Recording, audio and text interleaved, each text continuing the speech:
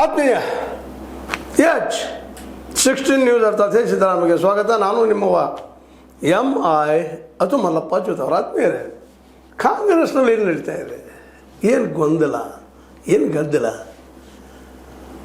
ಇಲ್ಲೇ ಈ ಗದ್ದಲಗಳು ಮುಂದುವರೆದ್ರೆ, ಇದೇ ರೀತಿ ಮುಂದುವರೆದ್ರೆ ಆಲ್ರೆಡಿ ಕಾಂಗ್ರೆಸ್ನಲ್ಲಿ ಭಿನ್ನ ಮತ, ಭಿನ್ನ ಬಣ, ಈ ಚರ್ಚೆ ಹಲವಾಗಿದ್ದಾವೆ. ಈಗಾಗಲೇ BJP ಇದನ್ನು ಹಾದಿ ನೋಡ್ತಾನೆ ಇದೆ. ಯಾಕಂದರೆ 2028 ಭಾಳ ದೂರ ಇಲ್ಲ. ಈ ಬಣದಾಟ ಬೇಕಾ? CM ಕುರ್ಚಿ ಅಷ್ಟು ಮುಖ್ಯನಾ? ಸಿದ್ದರಾಮಯ್ಯನವರು ಈ ಪಕ್ಷಕ್ಕೆ ದುಡಿದಿದ್ದಾರೆ ಇಲ್ಲಂತಲ್ಲ.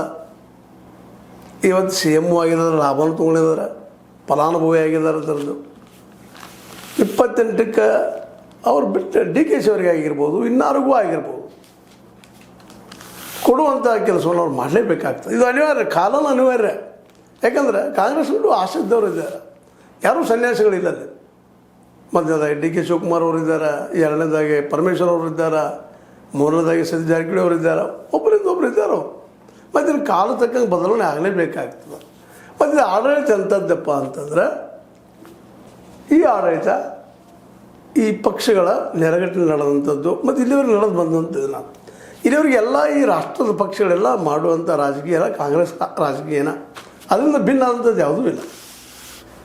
ಈಗಂತೂ DK ಅವರು ಈ ದಕ್ಷಿಣ ದಾವಣಗೆರೆ